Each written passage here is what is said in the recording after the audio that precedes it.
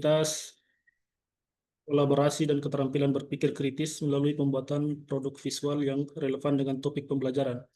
Jadi Canva sendiri itu sudah sangat familiar di masyarakat ya, sudah digunakan oleh semua kalangan, baik siswa, mahasiswa atau pengajar ya, termasuk juga pekerja swasta.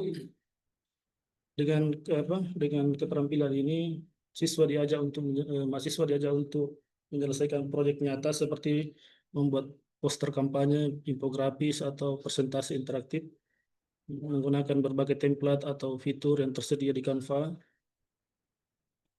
dimulai dari perumusan ide, riset informasi, desain konten hingga presentasi hasil akhir ya. Semuanya melibatkan peran aktif dari mahasiswa atau pengajar itu sendiri.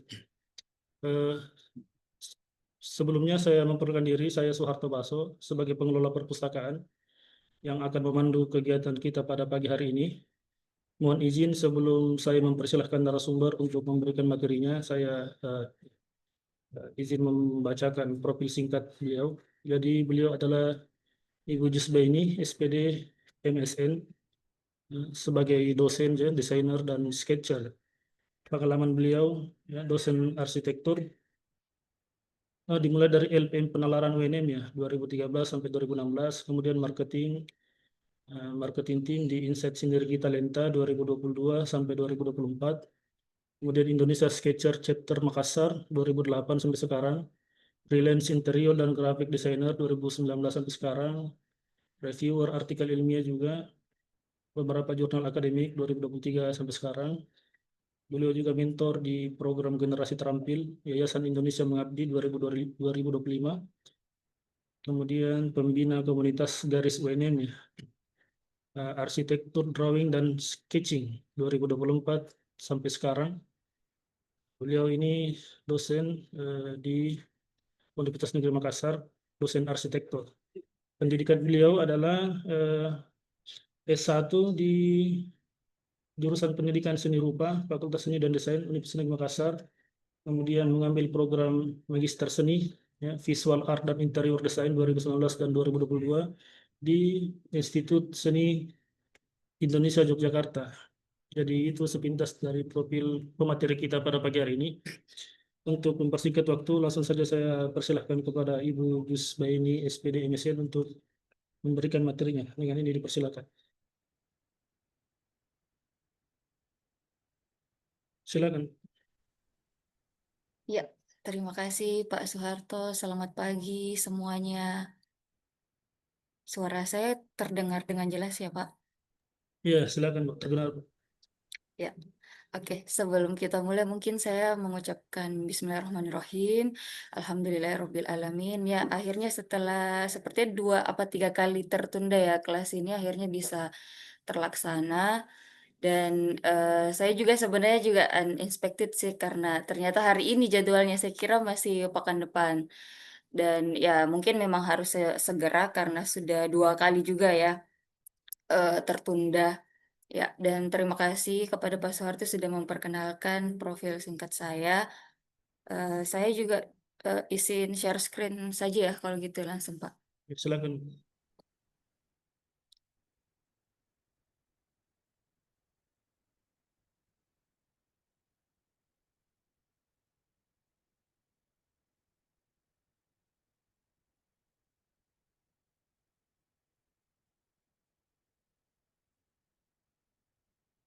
Ya. Apakah sudah terlihat share screen saya? Ya, sudah, Bu. Sudah. Oke, ya Bismillah. Tadi sebenarnya sudah diperkenalkan ya sama Pak Soeharto, profil saya, pengalaman saya, dan latar pendidikan saya.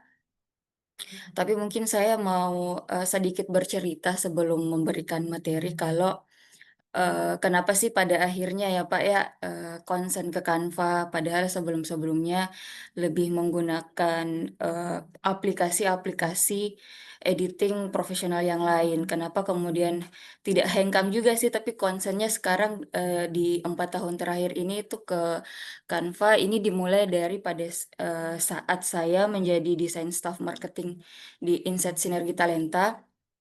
Ya pada saat itu ya Sebenarnya sudah pernah mencoba Canva. Mungkin teman-teman, Bapak, Ibu, atau mahasiswa di sini juga sudah lama bergelut dengan Canva.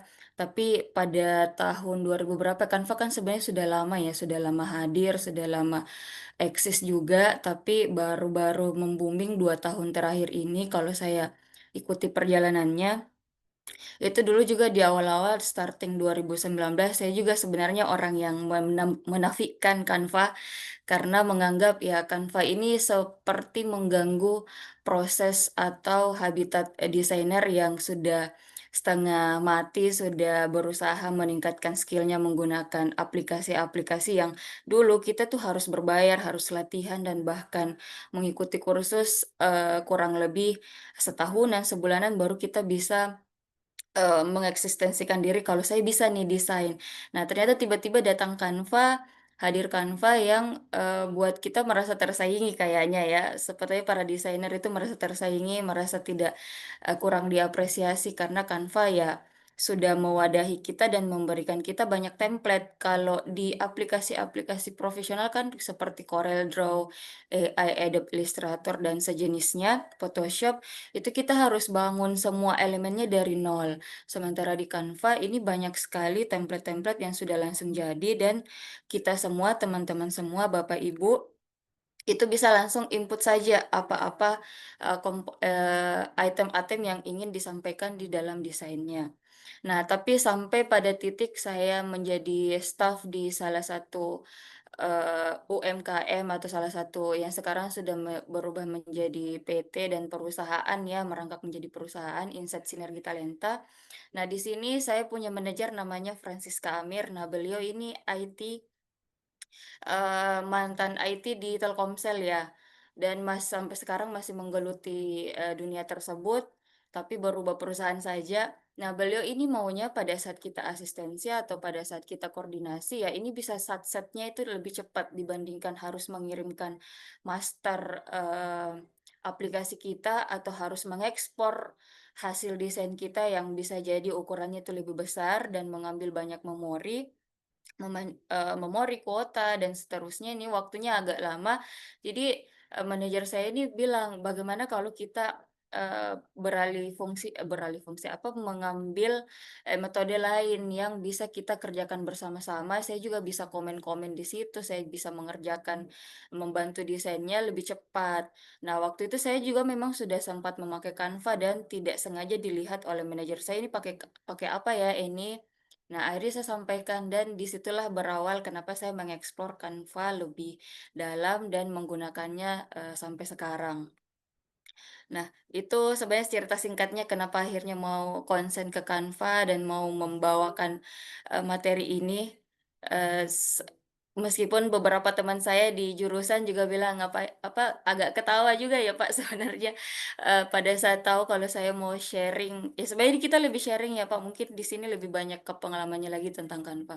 Kenapa mau sharing tentang Canva, padahal Canva ini sistemnya tempel-tempel doang katanya. Tapi semoga setelah mengikuti kelas ini, Bapak, Ibu, dan teman-teman yang lain, bisa lebih dekat dengan, perasaannya desainer-desainer dan bisa menjadi salah satu bagian dari desainer itu sendiri ya dengan mengikuti kelas, webinar ini ya, bismillah. Ya, jadi saya bisa disapa lebih akrab dengan panggilan ini ya Bapak, Ibu, dan teman-teman semua. Ya dan saya juga, pendidikannya mungkin sangat kelihatan ya, saya background-nya memang seni dari S1, S2, ya memang konsennya di seni. Tapi bukan berarti saya yang paling paham tentang seni di sini ya, Bapak, Ibu. Kita sama-sama belajar dan bisa saling meluruskan. Karena sekali lagi sebenarnya, library class ini sangat bagus karena bisa mewadahi kita sama-sama ketemu, padahal kita satu naungan UNM, tapi mungkin baru ketemu di sesi ini. Ya, saya langsung saja masuk karena, eee, highlight dari, webinar ini adalah, project based learning (PBL), PJBL, maka saya juga harus meluruskan dan mungkin Bapak Ibu, di sini ada yang lebih paham lagi dengan, pembelajaran dengan project based learning ya. Tapi yang, sejauh ini saya pahami adalah ini dia berfokusnya ke model pembelajaran yang berpusat pada proyek yang nyata. Jadi kalau misalnya kita belajar teori, belajar praktek, ya ini betul-betul sangat membantu sebenarnya metodenya karena bagaimana caranya mahasiswa tidak hanya belajar teori, tapi mahasiswa juga diajar untuk ya betul-betul membangun, apa ya, apa tujuannya mereka dari dasar, mulai dari perencanaan, terus, menyambungkan teori dengan rencananya dan, apa, proyek-proyek yang bisa ditampilkan secara nyatanya itu yang kita bisa lihat, bukan cuman diucapkan secara lisan, tapi yang paling jelas adalah kita bisa melihat apa sih yang selama ini mereka kerjakan di rentang waktu yang kita berikan. Nah, tapi pada dasarnya kita juga harus tahu kalau di, metode PJBL ini ada beberapa tahapan yang memang kita harus perhatikan ya. Yang pertama, apa sih nanti yang akan dibuat teman-teman mahasiswa. Bapak Ibu akan memberikan, project apa di, eee, mata kuliah yang bersangkutan.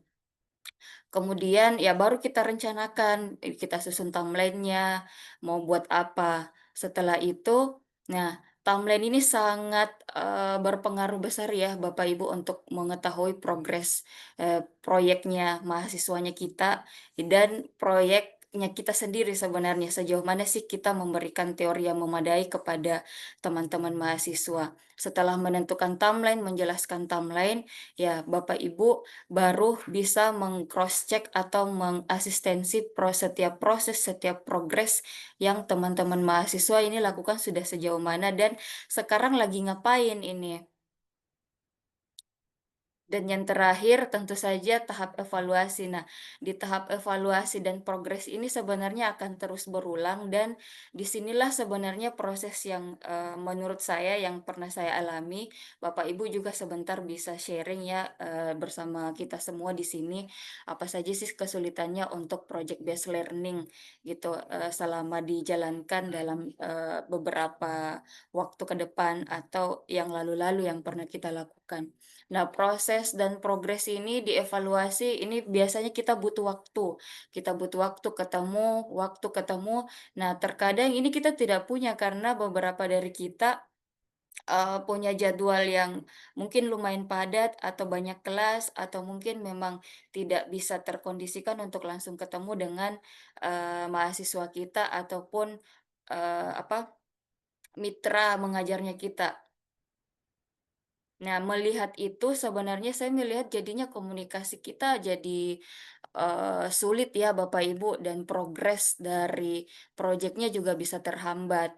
Dan kalau misalnya kita mengatakan kan bisa lewat chat atau bisa lewat, WAG, WhatsApp group, itu terkadang akan terbatas dari segi komunikasi, mengkomunikasikan idenya itu juga kurang jelas, kurang matang dan bahkan kita merasa itu tidak menarik dan ketika itu tidak menarik, membosankan dan kadang kan memang di WA itu kita akan lebih banyak membaca ya dan saya sendiri merasakan terkadang kalau membaca cepat WA-nya teman-teman mahasiswa ini kadang saya salah tangkap, yang harusnya mungkin mereka maksudkan itu A, saya jadinya menangkapnya B, karena saya cuma membaca sekilas. Karena ya itu tuntutan waktu kita masing-masing mungkin, tidak sama porsinya dan kadang kita cuman, punya waktu sekilas untuk membaca. Nah, pertanyaannya sekarang bagaimana caranya supaya tidak membosankan? Nah, di sini makanya saya merasa bahwa ya project based learning ini harus dimaksimalkan secara visual. Kenapa? Karena itu tadi sebelumnya mungkin kalau lewat teks, lewat WhatsApp group atau lewat chat ini akan sangat menyita waktu untuk membaca dulu, memikirkan dan bahkan saya sendiri kadang itu sengaja untuk tidak membaca dulu. Jadi nanti sampai di rumah saya membaca dengan baik, karena membaca teks itu membutuhkan waktu yang, apa, yang lumayan untuk serius, mengambil jeda, berpikir. Jadi di sinilah perannya desain visual untuk, project based learning kita ke depan bagaimana caranya supaya bisa dimaksimalkan dan bisa lebih efektif.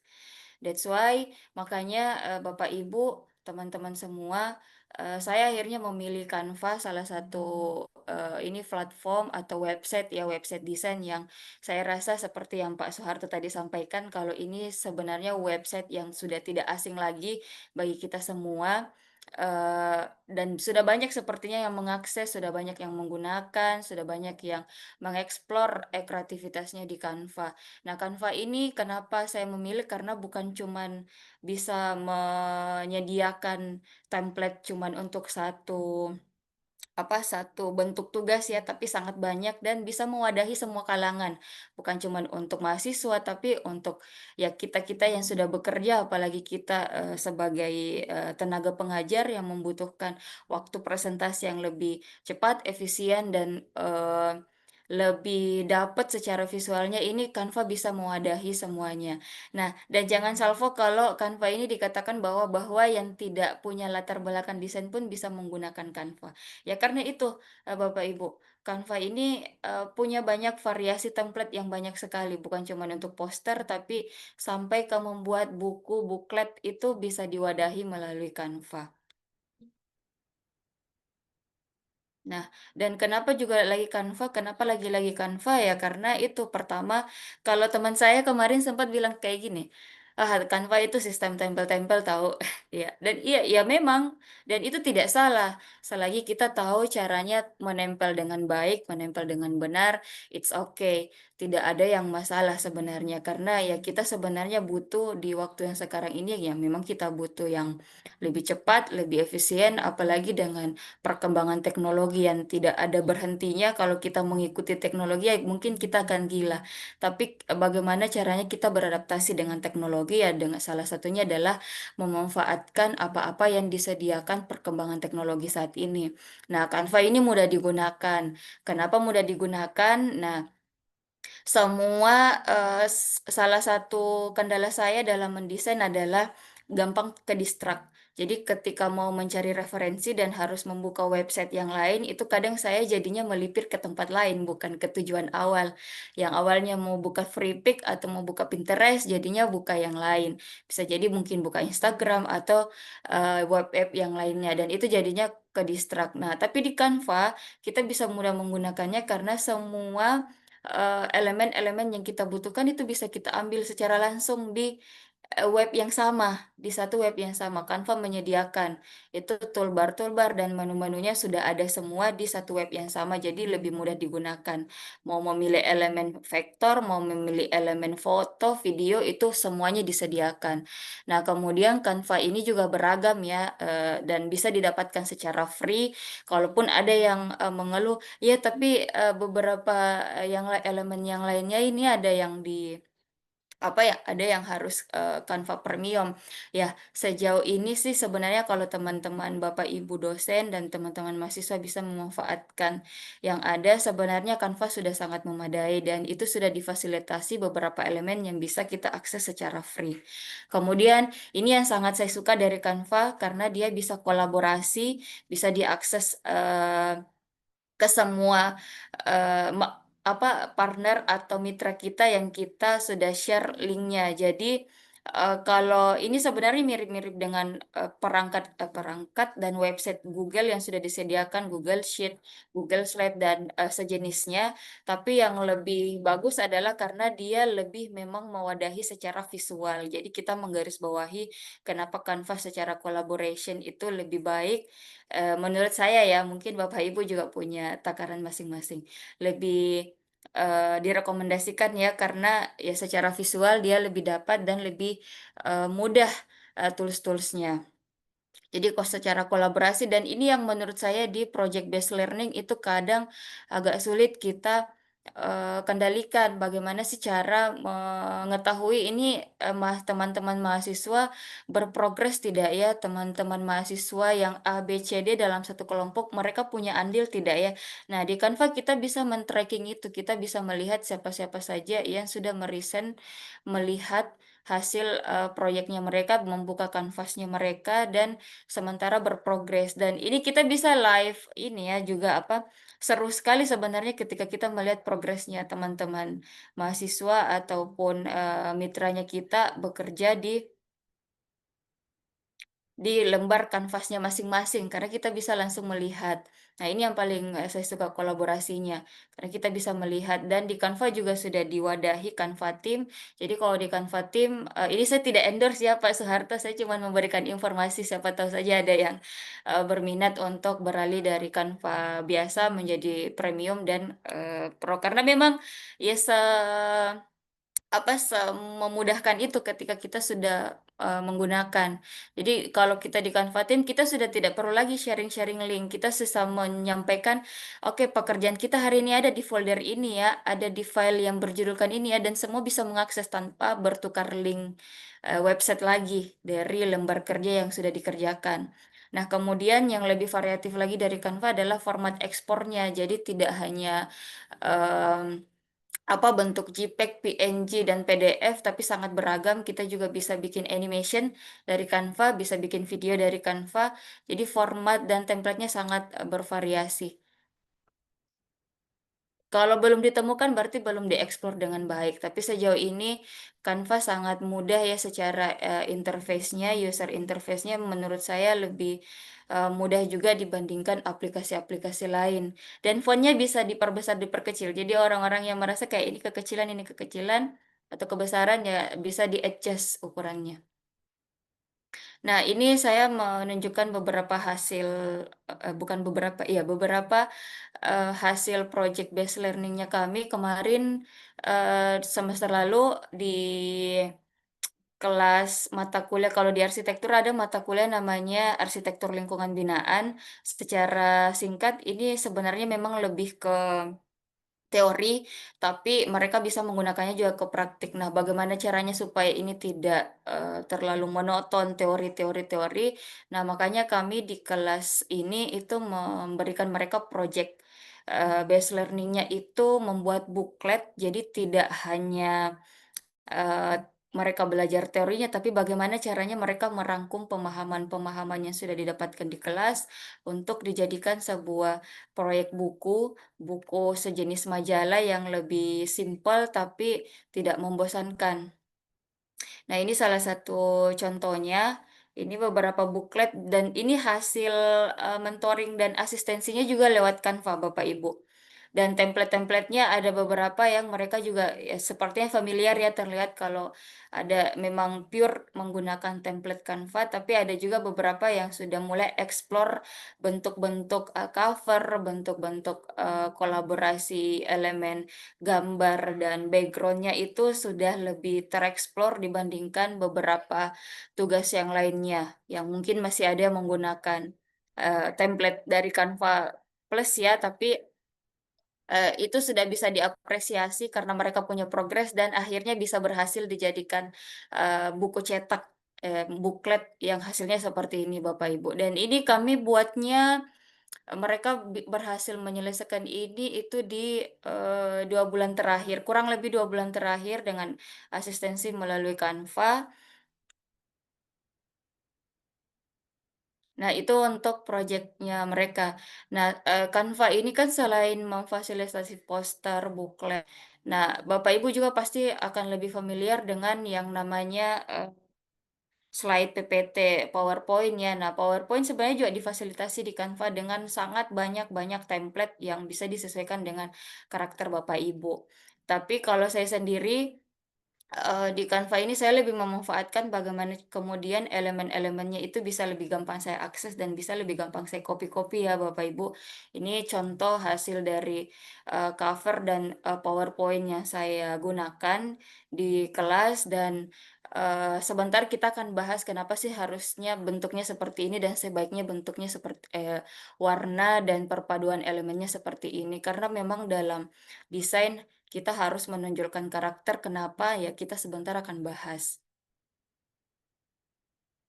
Nah, ini, kalau dari tadi kita membahas kalau, Canva itu bisa digunakan oleh orang-orang yang meskipun tidak mengerti desain, ya saya juga percaya, tapi di satu sisi saya juga yakin kalau kadang-kadang di template Canva itu kita melihatnya, "Wah ini yang bagus nih." Tapi pada saat kita menerapkan, konten-konten yang mau kita sisipkan, itu ada hal-hal yang tidak sesuai dengan tampilan yang ditampilkan di template. Nah, kenapa? Ya karena memang sebenarnya Canva itu dia memberikan template-template yang prinsip-prinsip desainnya sudah disesuaikan dengan template yang mereka sudah sediakan. Jadi kontennya ketika berubah ya kita harus adjust lagi, kita harus sesuaikan lagi dengan prinsip desain-desain yang ada.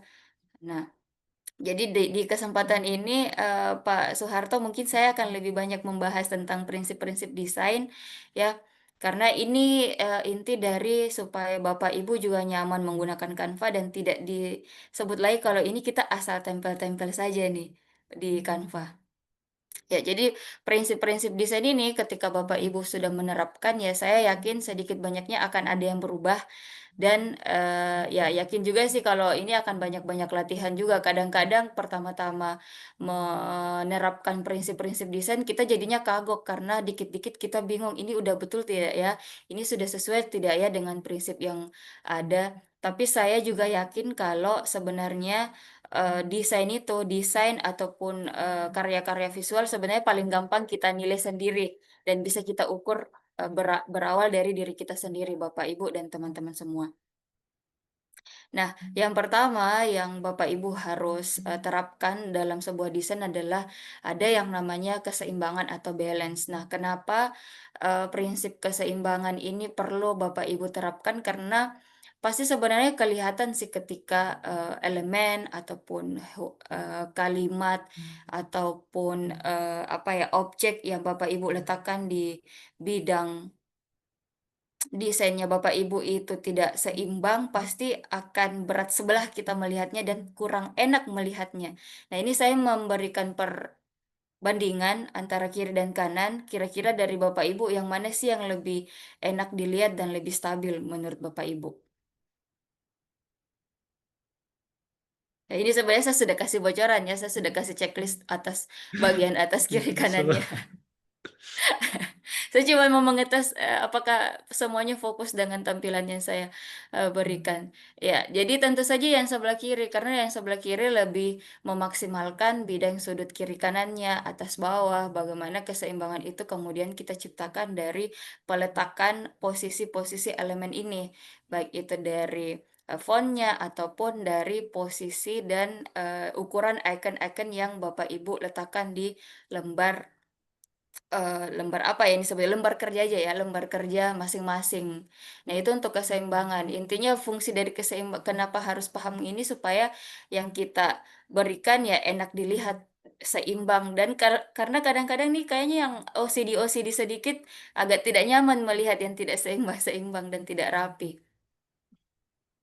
Nah, kemudian prinsip yang kedua dalam mendesain Bapak Ibu itu adalah harus mudah terbaca. Nah, ini kita istilahnya kontras. Makanya kadang-kadang kalau ada yang terdengar komentarnya pasti ini kurang kontras ya maksudnya itu kurang jelas. Kita tidak bisa membedakan antara A dan B. Nah, contohnya saja seperti misalnya ini, dalam menggunakan warna font, dalam menggunakan warna shape atau warna elemen-elemen, itu tidak kontras. Kalau tidak kontras, kadang kita tidak bisa membedakan yang mana background, yang mana, tulisan. Nah, kalau kita lihat sebelah kiri dan sebelah kanan, ya sudah pastilah yang sebelah kanan lebih jelas, karena kita lebih gampang menotes warnanya, lebih gampang juga membaca dibandingkan yang sebelah kiri yang mungkin harus menyipitkan mata dulu untuk, bisa fokus ini yang mau disampaikan apa. Nah, itu kenapa Bapak Ibu harus, tahu yang kontras ini yang seperti apa dan kenapa harus menerapkan prinsip kontras. Jadi prinsip kontras juga bisa, metodenya melalui pemilihan warna, terus, pemilihan font dan ukuran pastinya ya. Nah, kemudian selanjutnya hierarki. Jadi kenapa juga sangat penting untuk tahu hierarki desain, hierarki atau posisi-posisi elemen yang mau diletakkan di lembar kerja kita masing-masing, karena ini yang akan menuntun kita mau baca yang mana dulu. Judulnya yang mana, subjudulnya yang mana, terus teksnya yang mana. Dan penggunaan teks di sini juga kadang dipengaruhi sama layout. Jadi kalau layoutnya ada yang rata kiri, ada yang rata kanan, ataupun rata tengah, itu sebenarnya tidak sembarang ya Bapak Ibu, kita menggunakan rata kiri ataupun rata kanan, ataupun rata tengah dan justify. Biasanya, Justify itu digunakan kalau memang dia butuh kerapihan, keseimbangan, ya tidak apa-apa, dengan mempertimbangkan isi kontennya juga sebanyak apa. Nah, terus sebenarnya hierarki ini kalau secara psikologi mungkin, di sini tadi ada orang psikologi ya, Pak Soeharto, ya mungkin sebentar juga bisa ditambahkan. Secara psikologi desain yang saya, tahu sejauh ini, pandangan kita itu selalu berawal dari sebelah kiri ke bawah, sebelah kiri ke bawah, sebelah kiri ke kanan, seperti itu. Makanya dalam hierarki atau pemposisian elemen ataupun teks, ya diusahakan kita memposisikan dari kiri ke kanan atau kiri ke bawah gitu. Karena memang, pada dasarnya kita spontannya seperti itu. Makanya kalau ada yang melihat biasanya kebanyakan logo-logo besar itu diletakkan di sebelah kiri, pojok kanan pojok kiri atas, itu karena memang secara psikologi kita, secara automatically sering sekali melirik ke arah kiri dulu baru ke bawah. Nah, inilah fungsinya kenapa kita juga belajar hierarki. Jadi kita tahu memposisikan judul, memposisikan ukuran, dan, memposisikan gambar. Jangan sampai gambar dan, teksnya itu saling tumpang tindih sampai kita nggak tahu yang mana mau diperhatikan, yang mana yang akan, prioritas gambarnya atau teksnya, gitu. Nah, ini contoh hierarki singkatnya yang sering buat PPT tapi tidak bisa mengurangi lagi kontennya, ya bisa kita membedakan dengan hierarki atau urutannya bisa dibedakan mulai dari perbedaan font, ukuran font, terus fontnya juga di sini tipsnya adalah ini tipsnya udah dibagikan di depan deh. Tipsnya, Bapak Ibu jangan lupa ketika memilih font, ini sebenarnya pemilihan font sangat sensitif juga untuk karakter, presentasinya Bapak Ibu, presentasinya teman-teman mahasiswa, buklet, dan seterusnya yang sejenisnya. Kalau menggunakan font ini jangan terlalu banyak, maksimal 2 jenis saja. Dan kalau misalnya bisa ya pakai satu jenis font saja, tapi catatannya adalah gunakan font yang memang variasinya itu banyak, secara tebal tipis dia ada, terus,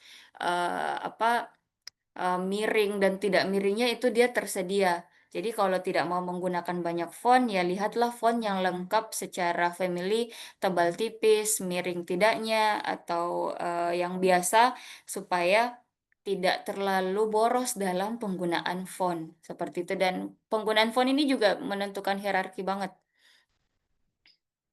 Nah, kemudian empasis atau penekanan.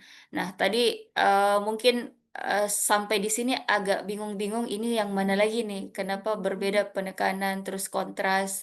Ya, seiring berjalannya waktu Bapak Ibu ketika latihan pasti akan bisa membedakan empasis, kontras, dan hierarki itu yang mana. Tapi pada dasarnya empasis ini yang tadi saya bilang, kalau misalnya Bapak Ibu di dalam satu slide itu ada banyak sekali yang ingin disampaikan dan tidak ada lagi yang bisa kita potong, tidak ada lagi yang bisa kita ringkas, ya maka empasis ini sangat diperlukan. Teknik empasis ini sangat diperlukan dengan menentukan, oh ini nih sebenarnya di slide ini yang mau saya sampaikan ini. Nah, kalau saya sendiri itu biasanya menggunakan perpaduan, kalau tidak menggunakan font yang tebal dan ukurannya lebih besar, ya biasanya saya membolding atau menajamkannya dengan menambahkan elemen, shape atau, ya elemen-elemen lain yang menurut Ibu dulu nih, karena Ibu Bapak yang punya presentasi harus tahu kalau sebenarnya saya mau menyampaikan ini poin terbesar dari slide saya. Terserah bisa menggunakan apakah dari ukuran fontnya yang lebih besar atau fontnya yang beda sendiri, itu boleh sekali digunakan metode-metode itu untuk menekankan ini empasisnya atau mengetahui vokal point dari slide yang akan Bapak Ibu sampaikan. Karena berbeda sekali kan Bapak Ibu, antara ruas kiri dan kanan yang saya share di layar masing-masing, mungkin akan lebih gampang terdiagnosis kalau, oh saya akan menyampaikan sebenarnya tentang pengertian aestheticos di sebelah kiri dibandingkan di sebelah kanan. Di sebelah kanan mungkin kita jadinya blunder mau menyebutkan yang mana dulu nih atau mau memulai kata yang mana dulu dalam presentasi ataupun dalam membuat buklet atau presentasi-presentasi visual yang lainnya.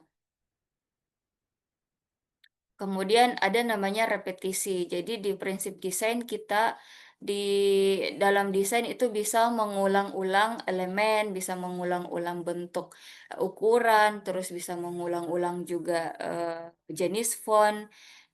Untuk apa? Untuk supaya, karakter yang ingin kita tonjolkan itu, bisa lebih kelihatan Bapak Ibu. Nah, tadi saya juga sudah memberikan contoh, perulangan ini juga saya pakai di template setiap cover, PowerPoint saya.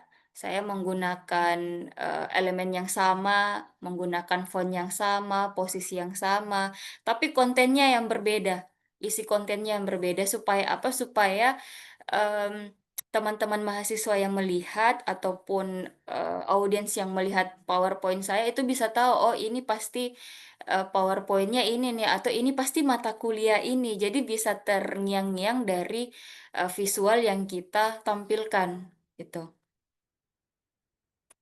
Nah, kemudian ada prinsip desain yang namanya proporsi. Nah, ini kadang-kadang juga sering sekali saya lihat di presentasi mahasiswa ataupun tugas-tugas mahasiswa yang kadang-kadang ketika menempel ataupun menginput konten-kontennya itu kurang diproporsi. Jadi ketika ukuran lembar kerjanya itu misalnya A4, ternyata isiannya cuman diberikan ukuran, berapa ya, 5 misalnya, itu kan tidak proporsi, tidak selaras, tidak memaksimalkan bidang yang ada. Jadi bagaimana caranya Bapak Ibu ketika memiliki lembar kerja, diperhatikan apakah ini sudah memaksimalkan bidang kerjanya atau tidak, kanvas kerjanya atau tidak. Karena sangat jomplang ini jadinya proporsi sebenarnya sangat mempengaruhi keseimbangan ya, prinsip yang lainnya juga.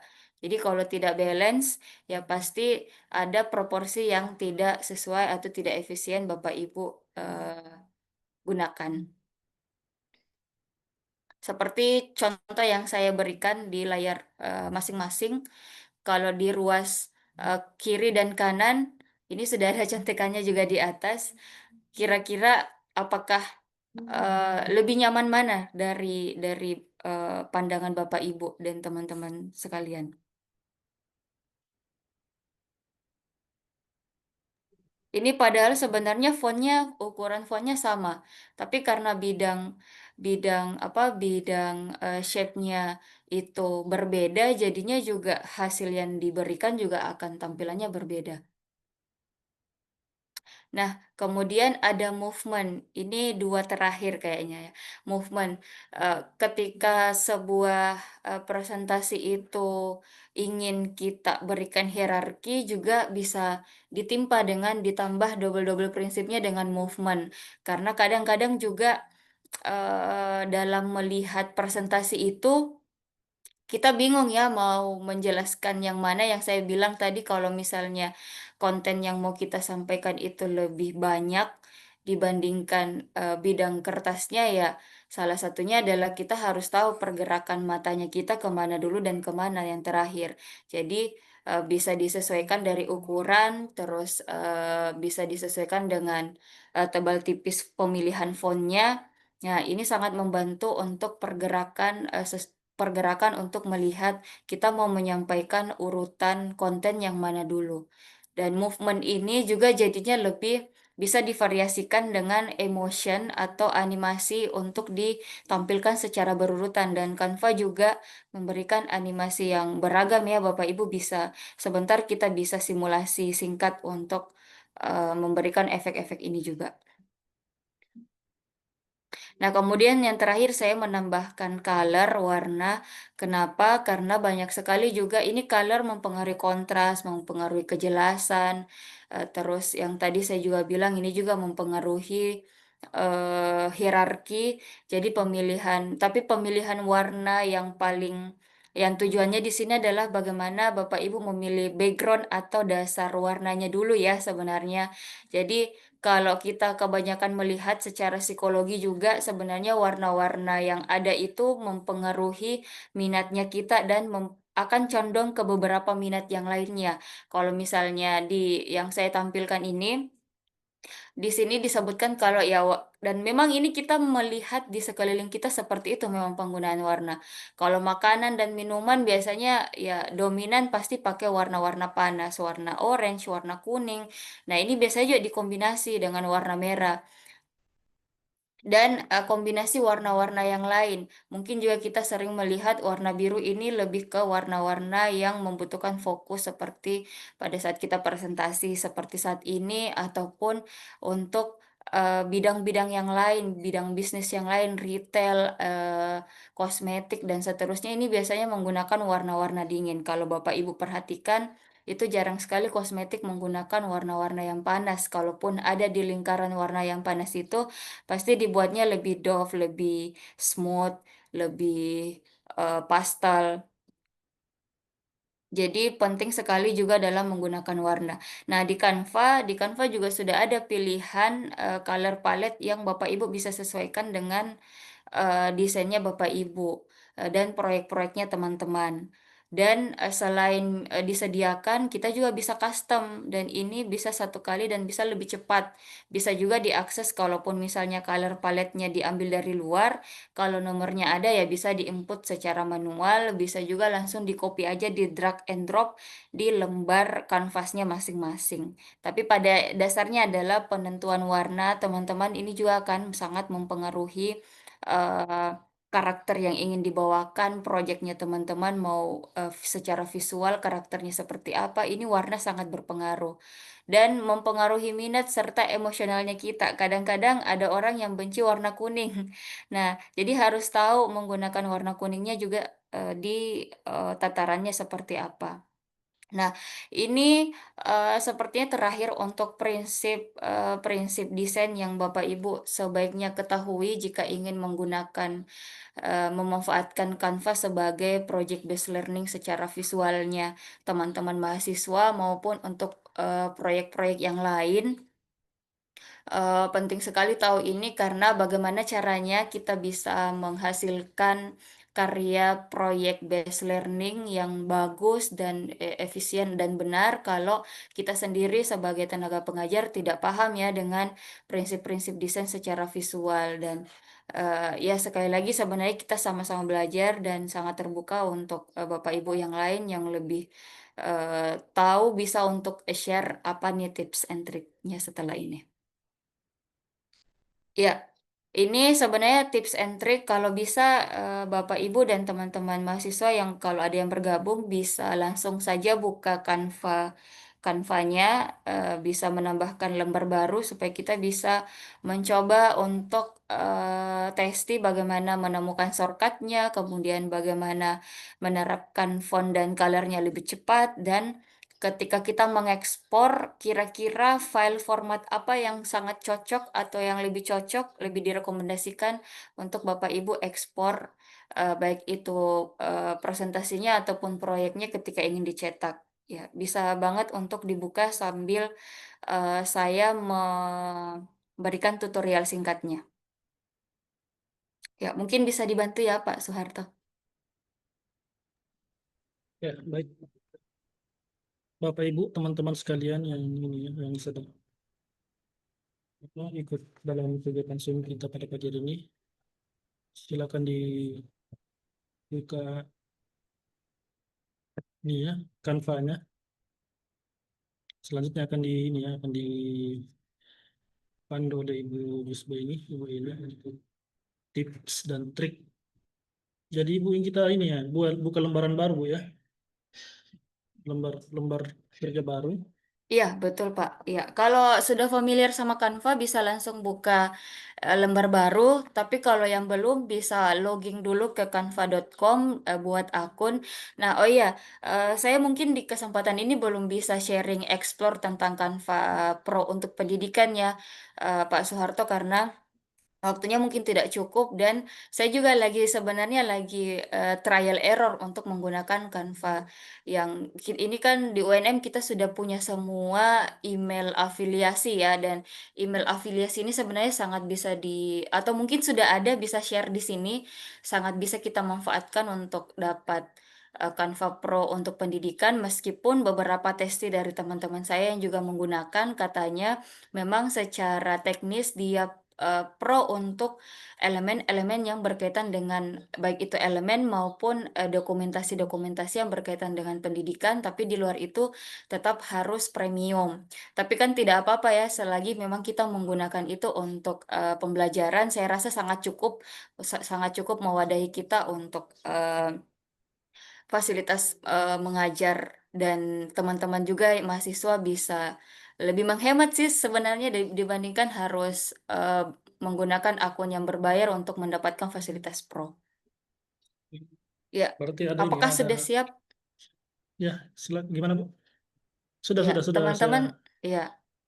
Ya, bisa diikuti ya. Kalau saya kan karena saya sudah punya lembar baru di sini, saya kan buka lembar barunya di sini dengan membuka. Kelihatan tidak ya dari layar Bapak? Kelihatan, kelihatan. Ya, saya akan menambahkan page-nya dari sini saja. Dan biasanya kalau kita menambahkan page dari sini, dia akan mengcopy background yang dari yang kita copy, yang kita add ini. Nah, dia akan begini. Tapi sangat gampang untuk mengubah, Bapak Ibu bisa mengubahnya dari sini dan disesuaikan saja sih dengan warna yang akan mau dipakai itu yang mana. Kalau saya biasanya pakai warna putih dulu. Nah, di sini biasanya ketika kita mau memulai, kita kan kadang bingung mau memulainya dari mana ya. Nah, itulah kelebihannya Canva, karena Canva memfasilitasi kita untuk starting point-nya tuh ada dasarnya. Dan Bapak Ibu bisa kalau sudah membuka dan mengakses, ini bisa langsung mengklik bagian desain di pojok kiri atas, bagian desain, dan ini sudah ada template layout dan style. Nah, di template layout dan style ini kita pilih template dulu. Kira-kira kalau Bapak Ibu atau teman-teman mahasiswa mau menyisipkan misalnya infografis dulu ya, misalnya infografis, ya silahkan cari infografis dulu yang memang sesuai dengan jumlah konten yang akan kita gunakan. Karena kalau misalnya berbeda, biasanya apa yang ditampilkan di template ketika kita input konten-kontennya kita itu akan berbeda karena prinsipnya juga akan berubah. Makanya penting sekali untuk paham prinsip-prinsip desain dulu supaya kita bisa menyesuaikan prinsipnya. Kita bisa menyesuaikan melalui pemahaman prinsip. Nah, ini misalnya saya menambahkan infografis satu saja. Kalau misalnya mau ditambahkan secara keseluruhan, bisa langsung diklik saja untuk terapkan secara keseluruhan untuk yang berbahasa Indonesia, yang berbahasa Inggris ya apply all to page aja langsung. Nah, ini kan biasanya sebenarnya kita tidak mau warnanya yang seperti ini ya, Bapak Ibu. Nah, supaya lebih cepat warnanya, tadi kan kita pilih di bagian sini template. Nah, untuk lebih cepat kita bisa mengubah warnanya itu dengan mengklik bagian style, menu style. Nah, ini di brand kit. Untuk brand kit kalau teman-teman mahasiswa atau Bapak Ibu mau mengubah, mengcustom sendiri warnanya bisa di-custom di sini. Tapi kalau misalnya mau menggunakan warna yang sudah ada, nah kombinasi warna yang sudah ada ini biasanya kombinasi warna yang sudah harmonis, yang sudah tidak diragukan lagi kombinasinya. Color palette-nya sudah oke. Tapi kalau mau trial error dengan custom juga boleh. Tapi saya ini akan mencoba menggunakan color palette yang sudah ada dan saya akan memilih ini ya, Bapak Ibu. Nah, kalau misalnya pada saat menerapkan kok rasa-rasanya tidak sesuai ya, nah Bapak Ibu bisa mengklik lagi sampai dapat kombinasi warna yang sesuai dengan perpaduan yang Bapak Ibu rasa, oh ini nih yang pas kombinasinya. Nah, kayak misalnya kalau ini saya lebih jelas kalau yang ini karena secara prinsip apa kontrasnya dapat, terus kombinasi warnanya juga dapat. Jadi bisa bisa secepat itu. Kalau misalnya Bapak Ibu rasa ini sudah oke dan mau diterapkan ke semua halaman, ya bisa langsung diterapkan ke semua halaman. Klik bagian bawah terapkan ke semua halaman. Itu. Itu untuk apa yang lebih cepatnya untuk bagian apa tadi saya bilang ini. Color identity dan begitupun dengan Fontnya juga seperti itu. Kalau Bapak Ibu rasa di halaman ini sepertinya kombinasi fontnya kurang serak atau kurang harmoni, ya bisa pilih font setnya di sebelah sini di bagian bawah color paletnya. Dan caranya digunakan juga sama. Nah, salah satu kelemahan Canva sebenarnya menurut saya ya, Bapak Ibu mungkin juga yang lain bisa sharing, adalah di bagian layar. Jadi di bagian layar kalau di aplikasi-aplikasi lain seperti Corel, Photoshop, apalagi Adobe Illustrator, Affinity Designer dan seterusnya, kita nyamannya sebenarnya di aplikasi-aplikasi itu karena layarnya yang gampang kita klik-klik. Nah, di Canva ini di awal-awal saya menggunakan, saya tidak tahu apakah sudah ada yang menemukan shortcut ini. Tapi saya kadang-kadang suka greget melihat teman saya ketika dia mau memindahkan font atau memindahkan item-item yang ada di masing-masing kanvasnya itu kadang agak bingung ini posisinya di mana ya sampai salah klik. Karena layarnya ini tidak kelihatan dan kalau untuk mengakses layar harus beberapa klik, harus sampai klik kanan dulu,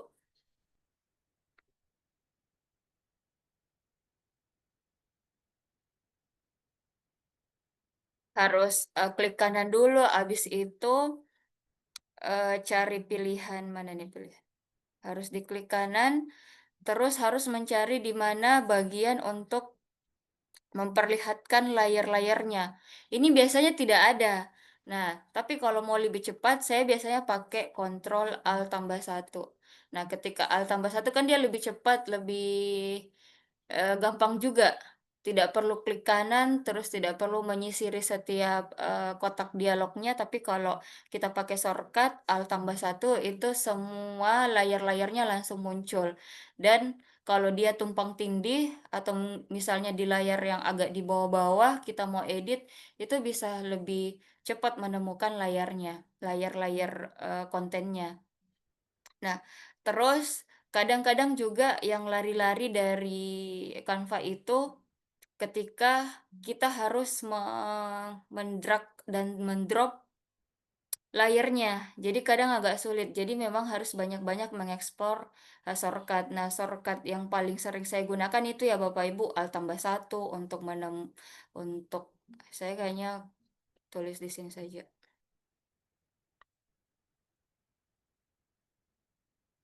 Jadi biasanya pakai ini kalau di Mac saya tidak tahu ya apa ininya persamaannya. Tambah satu ini biasanya untuk memunculkan layar.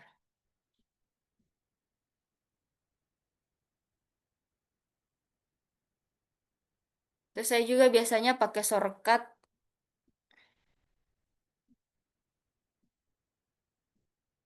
kontrol tambah ini untuk me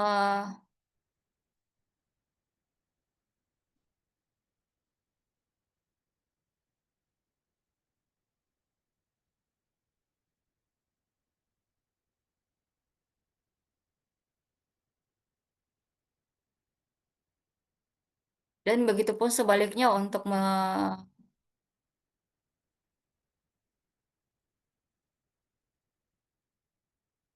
memundurkan layar ya sebaliknya. Dan kalau mau mengcopy, Bapak Ibu bisa eh, menekan Alt untuk copy, copy semua elemen, copy elemen. Dan ini menurut saya shortcut yang paling sering sekali kita butuhkan untuk kerja-kerja cepat di Canva. Ya, sebenarnya di aplikasi manapun Bapak Ibu sebenarnya sangat membutuhkan shortcut untuk lebih cepat. Ya, sama sebenarnya di apa di PowerPoint ataupun di Microsoft sebenarnya juga ada shortcutnya. Nah, di Canva juga ada shortcutnya. Jadi kita harus menemukan shortcut-shortcut itu untuk mempercepat semuanya. Kemudian ya sampai di sini dulu tips and triknya. Sebentar kita tambah kalau ada pertanyaan dan bisa dijawab. Nah, kemudian ketika ini sudah selesai, misalnya proyek ini sudah selesai, ini anggaplah ini sebuah poster. Nah, poster ini akan dicetak. ketika poster ini akan dicetak dan tidak dicetak, itu sebenarnya media atau format ekspor yang harus Bapak Ibu share atau teman-teman mahasiswa share itu harusnya berbeda. Kalau misalnya dia mau kita share dalam bentuk, file saja ke dosen atau ke siapapun, ya teman-teman harusnya mendownload filenya itu dalam bentuk JPEG ya.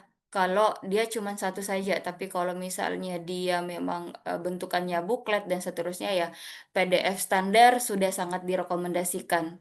Tapi kalau dia cuma satu lembar dan bentuknya poster dan dia full color, sebaiknya untuk memaksimalkan warna-warnanya dalam tampilan digital, ya Bapak Ibu harusnya mengekspornya dalam bentuk JPEG saja. Tapi kalau misalnya mau yang lebih besar ukurannya, ya bisa pakai PNG, tapi JPEG sudah sangat direkomendasikan karena selain bagus untuk digital, ya secara quality juga sudah mumpuni untuk di-share. Nah, kemudian kalau misalnya filenya mau dicetak, ya sebaiknya Bapak Ibu atau teman-teman mahasiswa itu eh, harus mendownloadnya itu dalam format print. Jadi dia harus print dan bukan menggunakan ikatan warna RGB, tapi harus menggunakan ikatan warna CMYK karena RGB dan CMYK kalau dia dicetak itu hasilnya akan berbeda, ketajaman warnanya akan berbeda. Cuman sayangnya di sini adalah Canva itu cuman mewadahi Canva Pro ataupun ya, pokoknya yang premium untuk bisa diekspor secara base printing atau format CMYK, color-nya CMYK. Jadi, tapi sekadar informasi saja supaya Bapak Ibu ataupun teman-teman mahasiswa yang punya proyekan akan dicetak dari Canva ya sebaiknya sebenarnya bukan cuma dari Canva ya, dari semua aplikasi sebenarnya pada saat dicetak harus jenis ikatan warnanya itu CMYK. Itu, gitu. Ya, itu ya semoga itu cukup untuk tips and triknya dalam explore dan lebih cepat dalam mengerjakan di Canva. Kemudian yang terakhir mungkin karena ini proyek based learning, biasanya eh, di LMS kita di Syam Oke sebenarnya juga sudah mewadahi bagaimana Canva ini ataupun link-link yang lain itu kita bisa sematkan di LMS ya Bapak Ibu. Tapi kalau saya pribadi saya masih kurang nyaman untuk mengkolaborasi ke arah sana karena saya sebenarnya belum pernah juga melihat bagaimana user interface-nya eh, teman-teman mahasiswa ketika menggunakan LMS. Jadi LMS Syam Oke ketika mereka mengakses tampilannya itu seperti apa. Kalau konten kita yang akan kita share ke mereka mungkin bagus karena mereka cuman mengakses satu dari kita. Tapi kalau kita sebagai tenaga pengajar yang mau mencek satu-satu, saya rasa itu sangat butuh waktu untuk membuka filenya satu-satu di CMS atau di LMS-nya kita, tapi mungkin Bapak Ibu yang ada di sini punya tips and trick juga bisa di-share di sini. Jadi untuk menjembatani kesenjangan itu ya bagi saya Bapak Ibu, saya mengkolaborasi antara Canva dan Google Sheet. Google Sheet di sini bagaimana di kelas saya itu, jadi kan kami sudah punya timeline apa-apa saja yang akan dikerjakan. Jadi teman-teman mahasiswa sudah bisa membuat sendiri tabel-tabelnya di Google Sheet dan sisa mendrop link atau menyematkan linknya di Google Sheet itu. Jadi saya sudah tahu oh di bagian mood board mereka sudah jadi nih filenya, mereka sisa menyematkan. Nah, di tab selanjutnya mereka akan bikin lagi tab selanjutnya untuk menyematkan link proyeknya masing-masing. Tapi kemudahannya karena ini di satu file, jadi saya tidak perlu membuka banyak tab. Tapi di file ini sudah ada tab-tab yang sudah teman-teman mahasiswa sematkan sendiri. Nah, selain ini sudah mandiri, kita juga bisa dimudahkan sebagai orang yang akan mengecek atau teman-teman ingin asistensi. Saya rasa ini sangat memudahkan untuk mengkolaborasi Canva dan Google Sheet. Nah, saya rasa itu yang bisa saya share. Pak Soeharto mungkin bisa saya kembalikan ke Pak Soeharto. Terima kasih. Baik, terima kasih Ibu Eni ya. Saya rasa materinya luar biasa, sangat pasti sangat membantu mahasiswa ataupun dosen ya dalam mengembangkan desainnya ke depan. Mungkin selanjutnya kita masuk ke ini ya, sesi tanya jawab atau mungkin sharing ya. Tadi Ibu ini bilang sharing, yang mau sharing silahkan, atau mau tanya boleh pakai fitur raise hand ya, atau bisa mengetik di kolom komentar.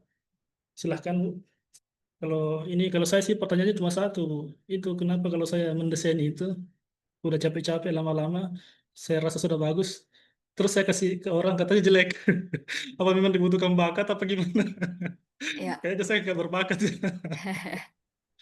ya, ya. Ini saya jawab dulu tidak ya pertanyaan Pak Soeharto ya? Ya, itu pertanyaan Ya. bercanda tapi boleh dijawab, Bu.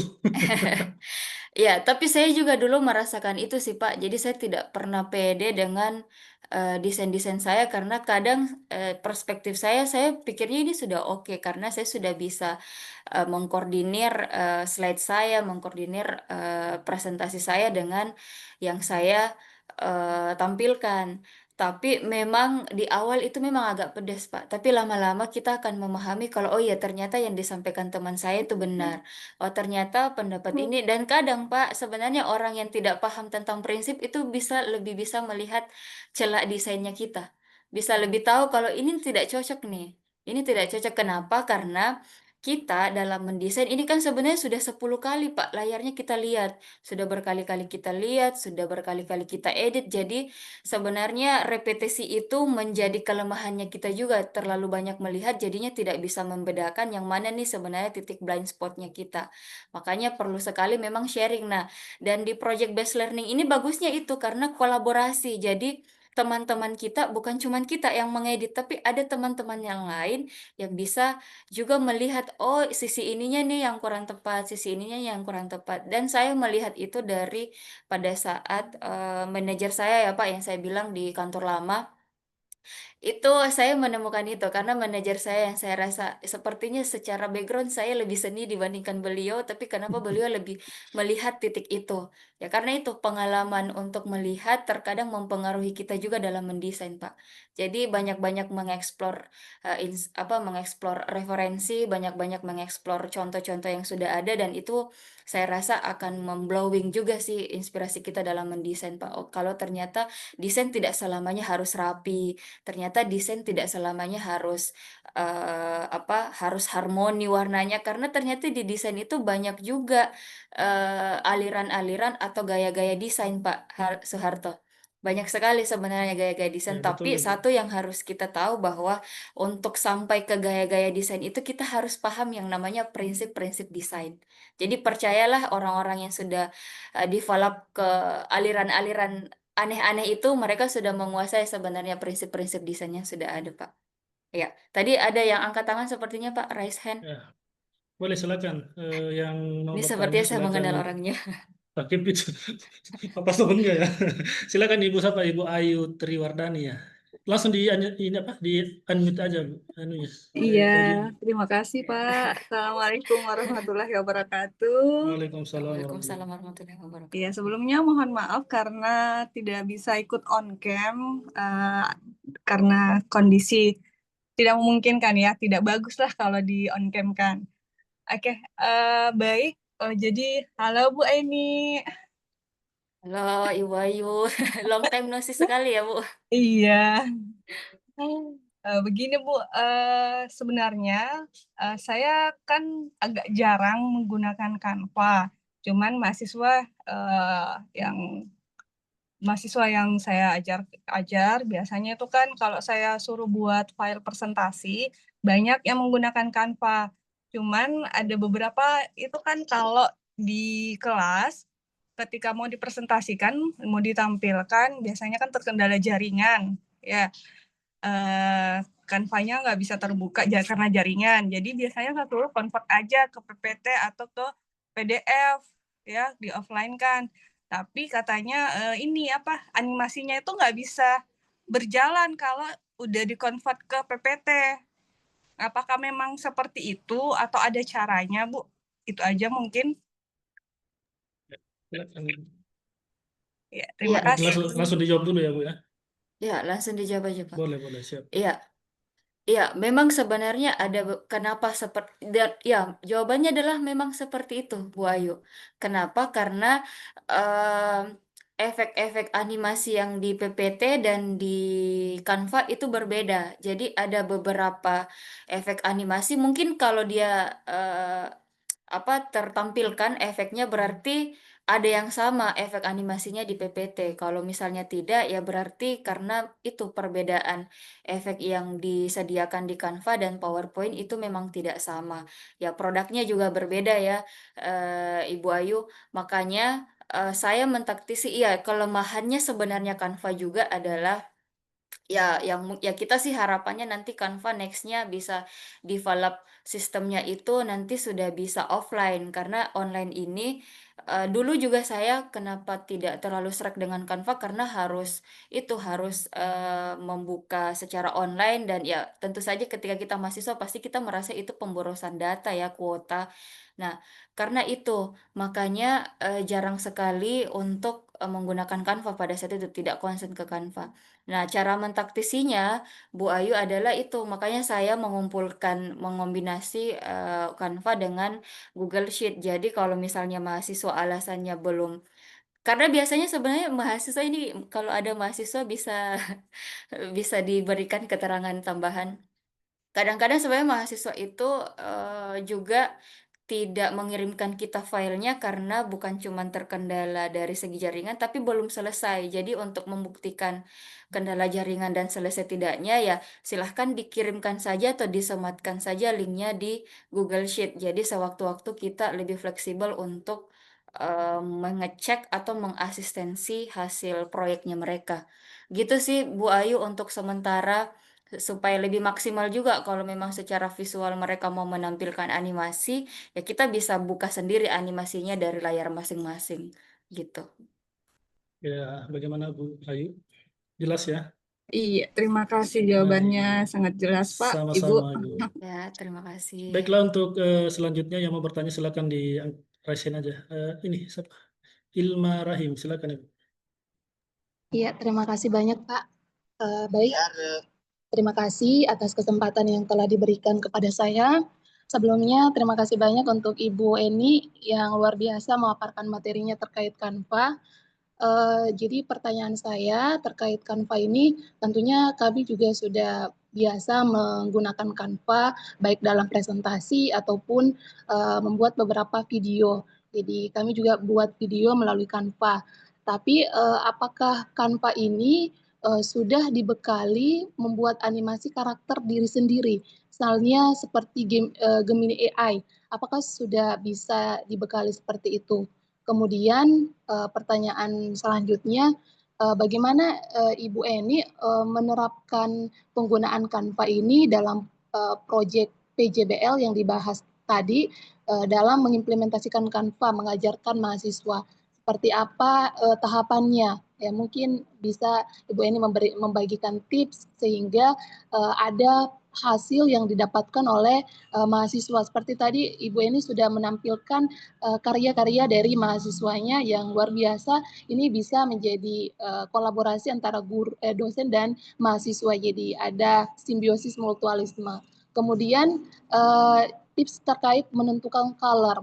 Jadi dalam presentasi bagaimana menentukan color dalam presentasi misalnya kita presentasi di depan mahasiswa secara psikologi apa yang mahasiswa itu biasa menarik untuk misalnya kalau mahasiswa itu sukanya atau kalau remaja sukanya warna-warna merah yang menggambarkan semangat ya mungkin bisa dibagikan tipsnya Bu seperti itu. Jadi pada dasarnya saya hanya minta tips dari Bu Eni bagaimana penerapan Canva itu sendiri.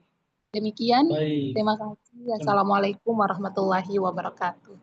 Waalaikumsalam. Luar biasa, Bu. Ada 3 pertanyaan saja. Mungkin bisa langsung dijawab satu-satu ya. Iya, Silakan iya Bu Pak. Eni. Ya, terima kasih Pak Soeharto. Iya, dan dari pertanyaannya sebenarnya juga kita bisa menebak ya Pak Soeharto kalau ya ternyata Masya Allah Bapak Ibu di sini sudah sangat mengeksplor Canva karena pertanyaannya Ya, juga betul. sudah sejauh itu. Jadi saya juga merasanya sebenarnya kita sama-sama sharing aja sih Ibu Ilma, Ibu Ayu tadi juga kita sharing karena saya semakin ke sini sebenarnya kalau kembali melihat sepak terjang eksplorisasi desain, saya menjadi semakin banyak sekali hal yang tidak kita ketahui sebenarnya. Banyak sekali hal yang masih harus kita eksplor. Ya, pertanyaan pertama tadi itu tentang apa ya, Pak Soeharto?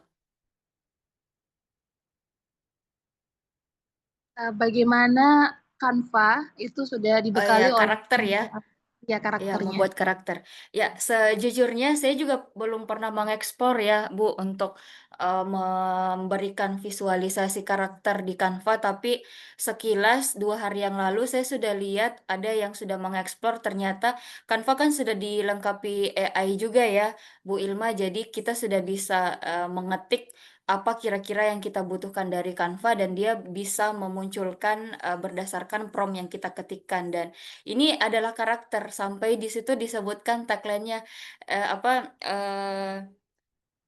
ini akhir akhir dari Gemini katanya, akhir dari Gemini karena Canva sudah bisa melakukan eksplorasi karakter atau memberikan gambaran karakter, untuk, bagian kalau kita butuh pembentukan karakter dari visualisasi. Jadi kalau misalnya mau buat buku bercerita, sampai, karakternya bisa berbicara, membentuk video satu persatu per slide itu bisa, saya lihat. Tapi saya sendiri belum mengeksplor ya, Ibu Ilma, sorry, saya juga belum mengeksplor, tapi pada saat melihat itu, saya juga jadi pengen coba, ternyata kalau kita misalnya proyekannya mahasiswa bisa, memberikan karakter yang berbicara dalam bentuk video, ini kayaknya lebih keren lagi nih. Apalagi untuk, eee, mata kuliah yang memang secara eksplorasi lebih banyak teori. Nah, teorinya ini bisa kita visualisasikan dengan lebih nyata dan lebih, efektif gitu. Itu untuk, pertanyaan apakah bisa. Nah, mari kita sama-sama mengeksplor, karena saya lihat 2 hari yang lalu sudah ada yang pernah mengeksplor, saya sendiri belum. Nah, pertanyaan yang kedua ini tentang warna apa tentang apa ya, Pak, Soeharto? Ini tahapan ya, tahapan implementasi untuk Oh, diajarkan iya. ke mahasiswa ya. Iya, betul.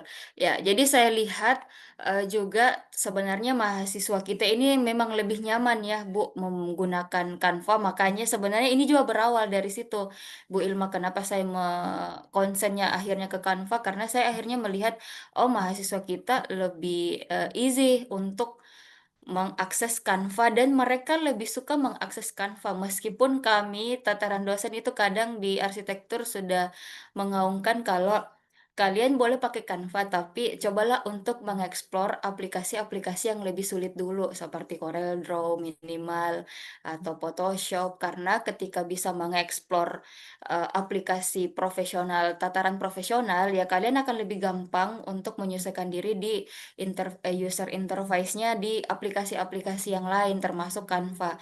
Nah, tapi karena memang, pada dasarnya mereka sudah banyak menggunakan Canva, ya akhirnya saya memberikan tugasnya juga di Canva dan kolaborasinya di Canva. Step by step-nya adalah saya sudah jelaskan tadi bahwa Eee, bisa mengkolaborasi, awalnya saya meminta mereka mengirimkan via WhatsApp grup, Bu. Tapi karena terlalu banyak, link yang menumpuk dan, bisa apa, bisa, tenggelam dengan chat-chat yang lain, kita sudah tidak menotes lagi ini linknya di mana lagi. Akhirnya saya meminta mereka untuk mengumpulkannya ke dalam satu Google Sheet.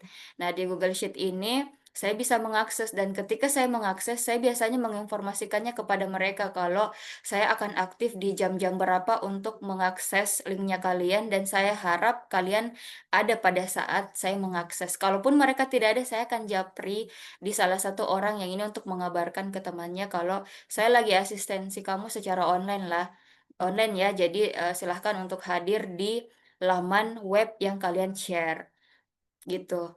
Tapi kebanyakan sih mereka biasanya sudah pada aktif ya Bu. Jadi kita bisa secara tidak langsung juga tutorial untuk shortcut-shortcut yang mereka belum ketahui. Jadi sebenarnya tips and trick di Canva yang saya share ini juga dan yang saya share sebelum-sebelumnya ke teman-teman mahasiswa itu juga kadang melalui dari proses asistensi. Ketika saya melihat kesulitan, oh ternyata mereka sulit menemukan layar. Saya menyampaikan kalau ada loh sebenarnya cara yang lebih mudah. Kalian sudah tahu apa belum? Kayak gitu sih Bu. Jadi sharingnya pada saat asistensi sambil sharing shortcut-shortcut atau tools-tools baru yang ada gitu. Baik, selanjutnya Ya, untuk itu terakhir ya part pertanyaan ya. ketiga tadi itu Masih ada tips lagi ya, ya. Oh, ya. tips coloring. Tips untuk color. Ya, sebenarnya untuk tips pemilihan warna pada dasarnya harus tahu dulu tadi Ibu Ilma kayaknya sudah paham kalau dasar-dasar warna itu secara psikologis dan secara umum kita sudah sepakati dan sudah banyak orang yang merasakan kalau ada warna-warna tertentu yang berpengaruh dengan emosinya kita dan kita sudah tahu warna-warna apa saja itu. Tapi kadang kenapa ya kita sudah menggunakan warna itu tapi tidak berpengaruh. Nah, ini karena kalau dari pandangan saya Boya dan yang saya rasakan bisa jadi warna yang kita gunakan itu sudah pas dengan warnanya mereka, tapi karakter desain yang kita gunakan ternyata tidak adjust dengan mereka, tidak mingle dengan gaya-gaya anak-anak sekarang. Nah, caranya untuk tahu juga adalah kadang kita atau bisa memberikan proyek presentasi dulu untuk sementara, karena kalau memberikan proyek presentasi terus-menerus ke mereka, nanti kita dibilangnya, ah ini metodenya lama, disuruh terus mahasiswa untuk presentasi dan seterusnya. Tapi sebenarnya dengan memberikan mereka ruang untuk presentasi sendiri, kita jadi tahu, oh ternyata kemampuan mendesainnya mereka itu seperti ini. Oh ternyata tangkapan visualnya mereka itu seperti ini. Dari situ kita bisa menakar karakter-karakter desainnya mereka, kita bisa lihat dari kelompok A sampai kelompok C, apa yang membedakan dan apa yang sama, Bu Ilma. Karena warna sebenarnya sekarang sudah subjektif dan sangat-sangat tidak bisa kita kontrol pemilihannya. Ini kembali lagi ke selera sama seperti makanan. Ada yang suka asin, ada yang tidak suka asin, ada yang suka warna kuning, ada yang tidak suka kuning. Saya juga awalnya tidak suka kuning, tapi karena motor saya warnanya kuning, saya harus suka dengan kuning dan akhirnya sering-sering menggunakan kuning. Nah, jadi itu apa ya? Kalau saya bilangnya ini juga sebuah riset ya, Bu Ilma. Jadi ya memang betul mengajar itu adalah proses belajar, bukan cuman mengarahkan mahasiswa, tapi sebenarnya kita jadinya mengarahkan diri kita sendiri untuk mengenali mereka, mengenali diri kita sama dengan mengenali mereka sendiri gitu. Itu sih tipsnya Bu Ilma. Jadi tidak apa-apa minta mereka dulu yang mendominasi. Setelah itu kita ambil tongkatnya, kemudian kita arahkan kembali ke metode yang akan kita rencanakan gitu. Iya, Bu. Terima kasih Baik, banyak, Bu. Syukron. Ya, baik, terima Afwan. kasih sama-sama. Untuk selanjutnya saya mohon izin ya Ibu. Ini saya baca pertanyaan di kolom chat ya. Sa- Ya, dari silakan Pak. Ibu Hastuti Mustaqim. Apakah template yang digunakan dari Canva tidak akan kena copyright ketika hasilnya diposting di media sosial? Ya, Silakan Bu, langsung dijawab aja. ya. Ya, ini juga banyak ditanyakan sih sebenarnya sama ya saya juga waktu awal-awal itu bertanya-tanya. Sebenarnya kalau di Canva itu kan ada premium, ada tidak premium, ada Canva biasa, Canva tim dan seterusnya dan itu memfasilitasi beberapa fitur dan ada batasannya. Nah, kita bisa melihat itu kena copyright ketika di bagian saya share screen lagi ya, Pak ya. Silakan Bu, silakan. Ya. Tapi sebenarnya tetap tidak bisa sih digunakan secara bebas. Ya, dia akan dikenakan copyright ketika apa namanya ada watermarknya tertempel ya Bu. Jadi memang di bagian ini misalnya. Tapi karena ini Canva saya Pro, jadi saya tidak bisa memperlihatkan dia muncul apa tidak. Bentar.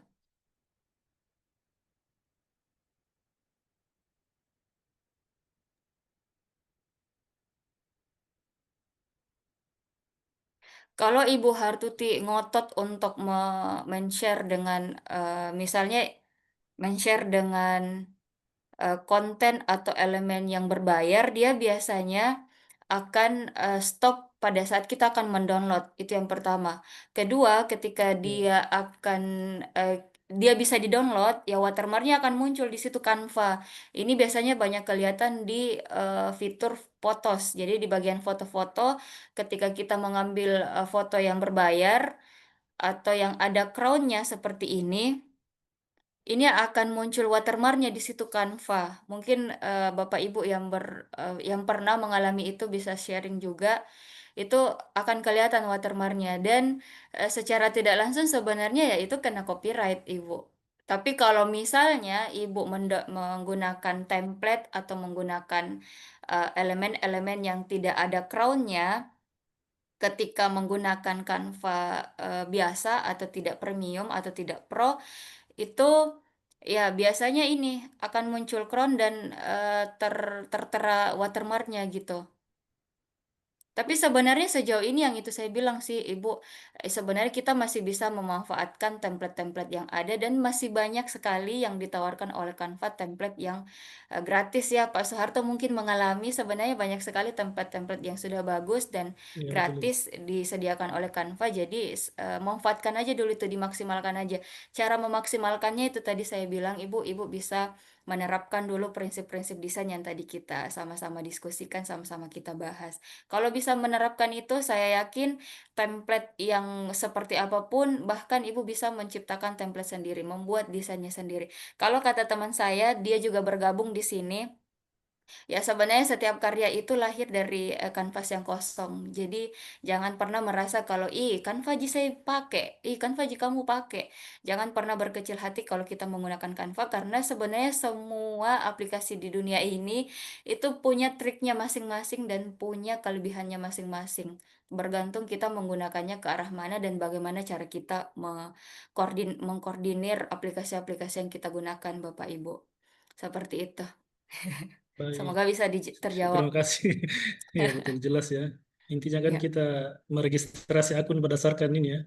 Kita kan sudah iya, registrasi, jadi kita diberikan mana iya. yang boleh, mana yang tidak. Iya, sebenarnya kita berbayar Atau juga bisa sih, juga Pak. diakali ya. Kita Iya betul. mengeluarkan kuota itu Oh, kita sudah berbayar. berbayar. Menggunakan online itu kita secara tidak langsung sudah mengeluarkan uangnya kita, dan itu yang Sesuatu. terrecord di internet sebenarnya. Ya, mungkin Ibu Ayu dan teman-teman IT di sini bisa lebih relate lah dengan yang kita maksud. Gratis dan tidak gratis sebenarnya relatif. Baik. Saya rasa jelas ya. Untuk selanjutnya ada pertanyaan ini, apakah bisa membuat atau mengedit video di Canva? Iya, Silakan. iya, bisa banget Pak. Itu sisa ditulis aja di beranda, di bagian beranda itu, coba saya tampilkan dulu. Di beranda untuk template video, itu dia langsung muncul sebenarnya.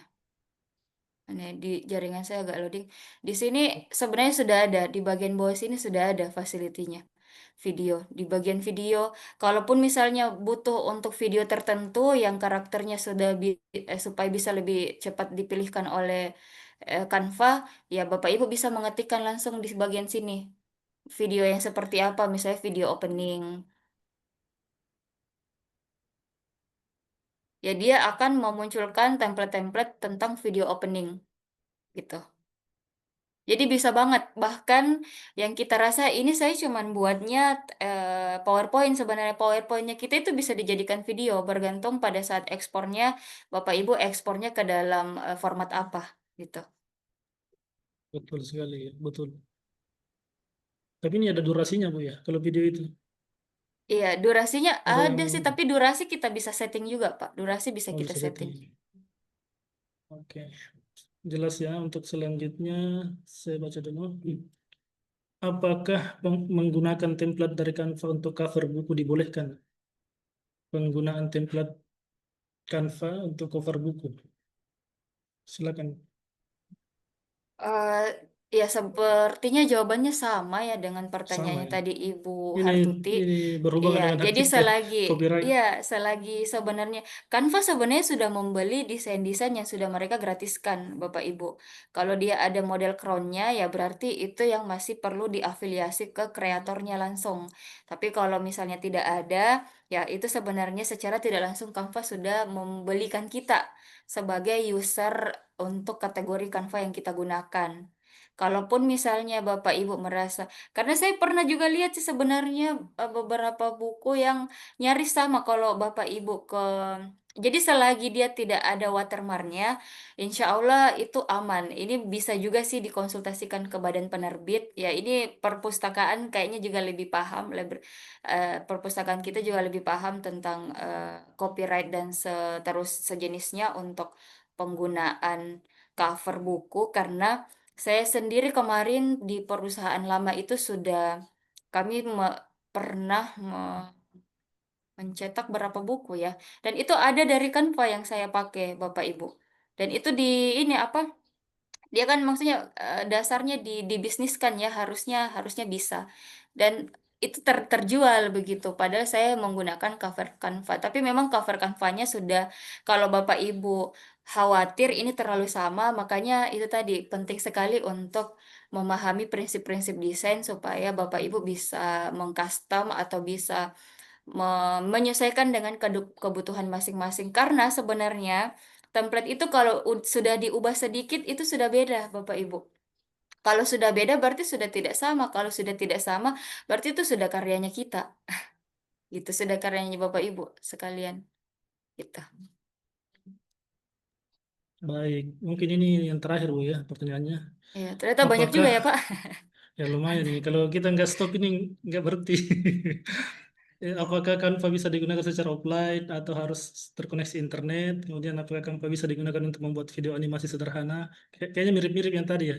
Ya, Silakan Ibu. mirip-mirip yang tadi ya. Seperti sudah terjawab ya, tapi bisa diulang juga sih. Hmm, Ya, jadi Canva sekali bisa lagi digunakan secara Bapak Ibu offline. Canva bisa ya bisa digunakan untuk membuat video, bisa digunakan untuk membuat karakter, sangat bisa. Kalau online offline ya sejauh ini masih online ya Bapak Ibu. Kita menunggu pengembangan Canva lagi karena sebenarnya Canva itu setiap tahun, setiap bulan punya banyak pengembangan, jadi pantengin saja apa saja yang sudah dikembangkan oleh Canva.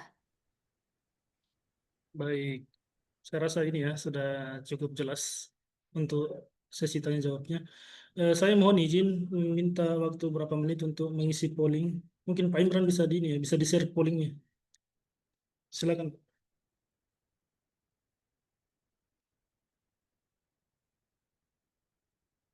Silakan nanti Bapak Ibu teman-teman semua bisa mengisi.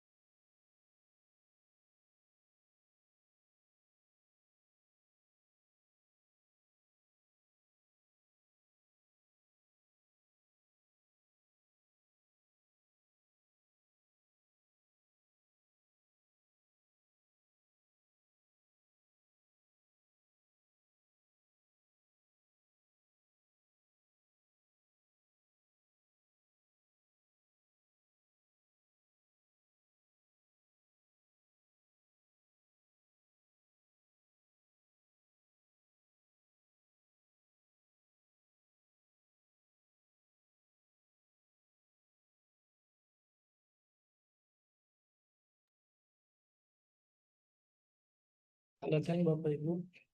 1 menit lagi pollingnya akan kita tutup.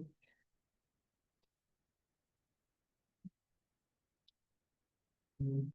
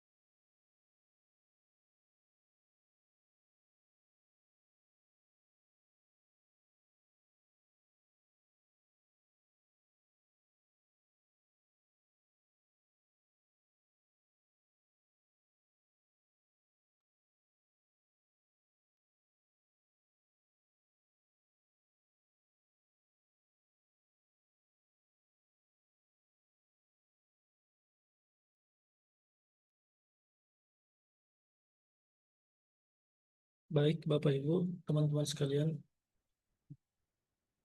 pollingnya akan ditutup ya.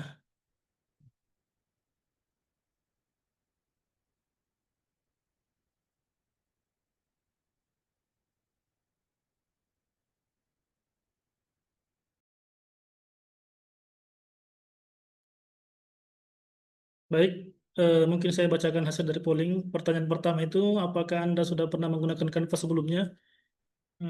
Di sini 94% ya, semua mengatakan iya. Cuma 6% yang mengatakan tidak. Yang kedua, menurut Anda, fitur Canva yang paling bermanfaat untuk kebutuhan akademik adalah, di sini kan ada beberapa pilihan, ada desain presentasi PPT, infografis, poster, atau media sosial. Di sini 89% memilih desain presentase atau PPT. Kemudian 2% memilih infografis, kemudian 9% poster atau flyer. Kemudian pertanyaan ketiga, bagaimana tingkat kesulitan Anda dalam menggunakan Canva? Di sini pilihannya ada sangat mudah, mudah, cukup sulit ya. Di sini saya lihat hasilnya 62% mengatakan mudah. Terus ada 28% mengatakan sangat mudah. Wah, ini ya, sudah sering menggunakan Canva. Terus ada 9% mengatakan cukup sulit.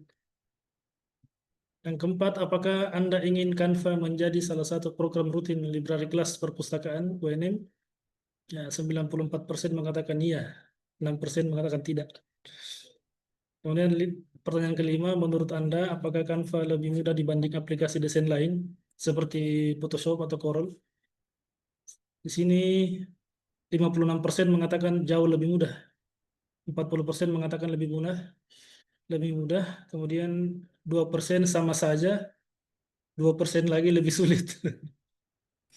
Pertanyaan terakhir yang keenam, menurut Anda sejauh mana library kelas bermanfaat dalam membantu kegiatan akademik? Di sini 87% mengatakan sangat bermanfaat, 13% cukup bermanfaat. Ya, mungkin cuma itu ya hasilnya.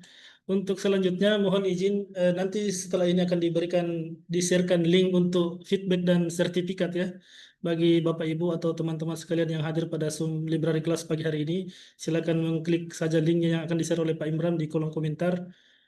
Sebelumnya saya mau share dulu Pak Imran untuk sertifikatnya untuk Ibu narasumber kita pada pagi hari ini.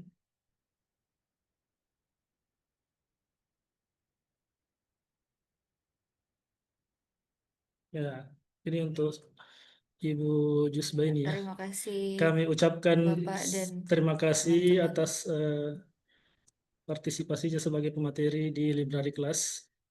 Mungkin untuk kedepannya jangan ini ya Bu ya kalau dipanggil lagi. Kepada akan ada jadwal-jadwal berikutnya. Ya, terima kasih Pak Siap. Soeharto dan teman-teman Library Class. Pak Imran mungkin bisa di-share ya, di-share langsung linknya, link untuk sertifikatnya di kolom chat. Teman-teman yang hadir pada pagi hari ini silakan langsung mengklik link feedback sekaligus bisa mendownload sertifikatnya. Nanti kita akan kasih waktu ya setelah room ini selesai beberapa menit kemudian akan ditutup. Jangan sampai orang yang nggak masuk terus mengisi link juga. Udah Pak? Nah, itu ada tuh. Silakan Bapak Ibu teman-teman sekalian diklik link sertifikatnya untuk library kelas kita pada pagi hari ini. Hmm. Tolong jangan ini ya, jangan di-share ya, jangan di-share keluar ya. Soalnya di sistem itu muncul nanti database-nya berapa pesertanya terus yang mengajukan sertifikat berapa orang. Kemarin-kemarin kan begitu ada yang share keluar. Tiba-tiba Jadi yang minta sertifikat ada 500 ya Pak. iya kemarin-kemarin kayak gitu. Jadi silakan diisi feedbacknya, di-download sertifikatnya.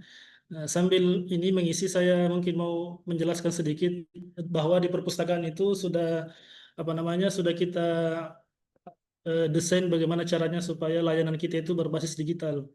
Jadi di perpustakaan sekarang ada layanan single web, satu website, yaitu Bapak Ibu atau teman-teman sekalian silakan membuka URL lib.unm.ac.id. Nah, di dalam website perpustakaan itu sudah banyak layanan-layanan digital, termasuk jurnal online, jurnal internasional, ada e-book, Ada layanan-layanan administrasi seperti pendaftaran keanggotaan, layanan bebas pustaka, layanan penyerahan karya ilmiah. Jadi dulu kan kita menyetor karya ilmiah itu kan harus datang on-site. Sekarang itu sudah bisa online. Bebas pustaka online, pendaftaran anggota online. Termasuk langganan kita, jurnal Science Direct ya. Baru-baru kita melanggan jurnal itu ada 24 juta artikel. Ada 2000 lebih jurnal di dalamnya, Science Direct. Itu dilanggan oleh WNM. Jadi sayang sekali kalau Bapak Ibu tidak memanfaatkan fasilitas ini ya. Silakan masuk ke fitur layanan, terus klik e-jurnal. Terus ada juga e-book yang dilanggan oleh WNM juga. Ada dari berbagai publisher yang ternama seperti Springer, Sage, Oxford, dan lain-lain.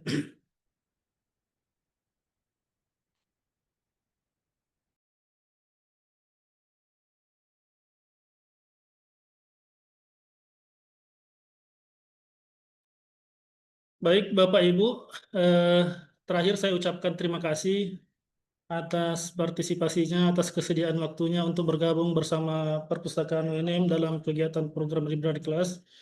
Sebelum saya akhiri, mungkin saya izin ya ambil apa namanya, kita screenshot dulu, screenshot untuk dokumentasi. Mohon yang bisa on cam silakan on cam, silakan on cam. Nanti kita screenshot dulu sebagai kenang-kenangan. Silakan Bapak Ibu.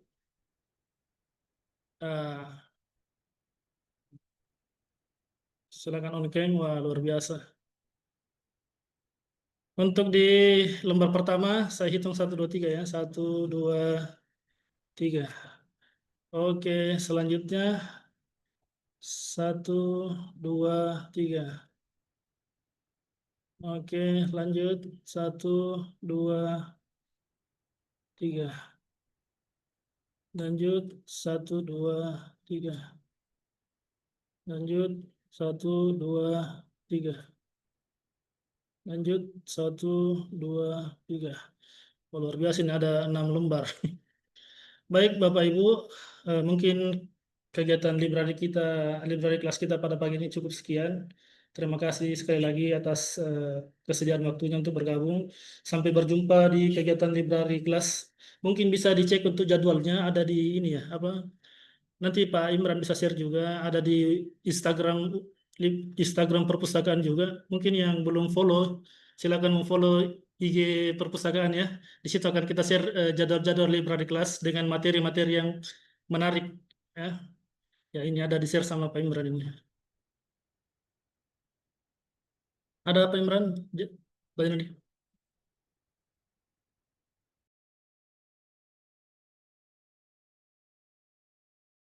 Intinya kita silakan di standby di ini aja Pak, di IG-nya perpustakaan ya.